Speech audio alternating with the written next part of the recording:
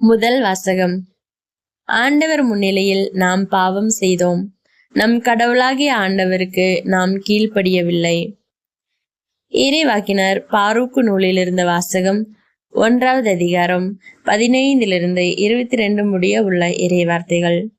நீங்கள் சொல்ல வேண்டியது: நம் கடவுளாகிய ஆண்டவருக்கு நீதி உரியது.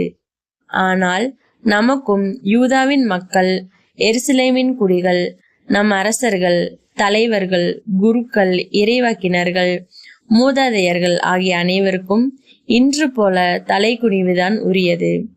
ஏனெனில் ஆண்டவர் முன்னிலையில் நாம் பாவம் செய்தோம். நம் கடவுளாகிய ஆண்டவருக்கு நாம் கீழ்ப்படியவில்லை. அவரது குரலுக்கு செவி சாய்க்கவில்லை. அவர் நமக்கு கொடுத்த கட்டளைகளின்படி நடக்கவும் இல்லை.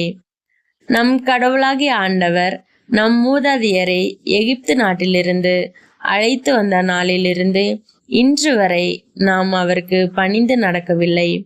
அவரது குரலுக்கு செவி சாய்ப்பதில் ஈடுபாடு கொள்ளாமல் இருந்துவிட்டோம்.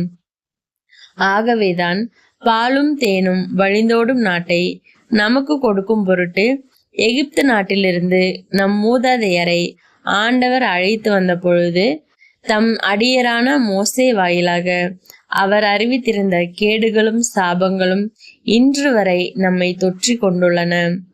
மேலும் நம் கடவுளாகிய ஆண்டவர் நம்மிடம் அனுப்பி வைத்த இறைவாக்கினர் வாயிலாக பேசிய சொற்கள் எவற்றுக்கும் நாம் செவி சாய்க்கவில்லை. மாறாக நம்மில் ஒவ்வொருவரும் நம் தீய உள்ளத்தின் போக்கில் நடந்தோம். வேற்று தெய்வங்களுக்கு ஊழியம் செய்தோம். நம் கடவுளாகிய ஆண்டவர் முன்னிலையில் தீயென புரிந்தோம். இது ஆண்டவரின் அருள்வாக்கு. கிறிஸ்துவே உமக்கு புகழ். பதிலுரை பாடல். பல்லவி. உமது பெயரின் மாட்சியை முன்னிட்டு கடவுளே எங்களை விடுவியும். கடவுளே, வேற்று நாட்டினர் உமது உரிமை சொத்தினுள் புகுந்துள்ளனர். உமது திருக்கோவிலை தீட்டுப்படுத்தியுள்ளனர். எருசலேமை பாழடைய செய்தனர்.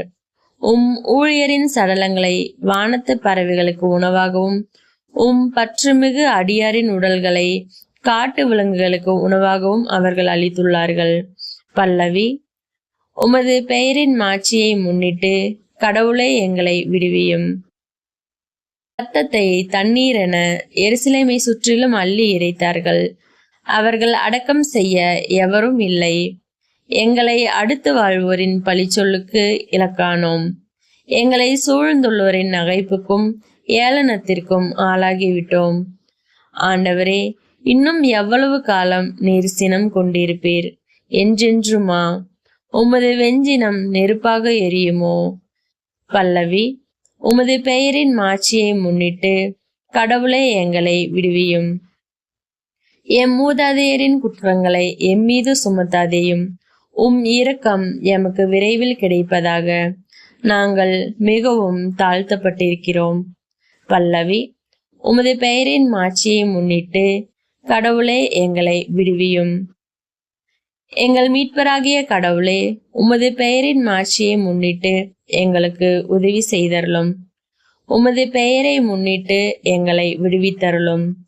எங்கள் பாவங்களை மன்னித்தருளும். பல்லவி. உமது பெயரின் மாட்சியை முன்னிட்டு கடவுளே எங்களை விடுவியும். நற்செய்தி வாசகம். என்னை புறக்கணிப்பவர் என்னை அனுப்பினவரையே புறக்கணிக்கிறார். லூக்கா எழுதிய தூய நற்செய்தியிலிருந்து வாசகம். 10வது அதிகாரம் 13 16 முடிய உள்ள இறைவார்த்தைகள். அக்காலத்தில் இயேசு கூறியது: கொராசி நகரே, ஐயோ உனக்கு கேடு!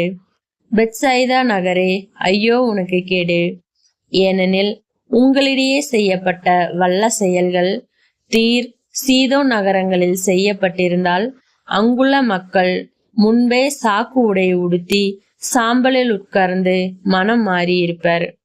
எனினும் தீர்ப்பு நாளில் தீருக்கும் சீதோனுக்கும் கிடைக்கும் தண்டனையை விட உங்களுக்கு கிடைக்கும் தண்டனை கடினமாகவே இருக்கும். கப்பர்நாகுமே, நீ வானளாவ உயர்த்தப்படுவாயோ? இல்லை, பாதாளம் வரை தாழ்த்தப்படுவாய். உங்களுக்கு செவி சாய்ப்பவர் எனக்கு செவி சாய்க்கிறார். உங்களை புறக்கணிப்பவர் என்னை புறக்கணிக்கிறார். என்னை புறக்கணிப்பவர் என்னை அனுப்பினவரையே புறக்கணிக்கிறார். இது ஆண்டவரின் அருள்வாக்கு. கிறிஸ்துவே உமக்கு புகழ்.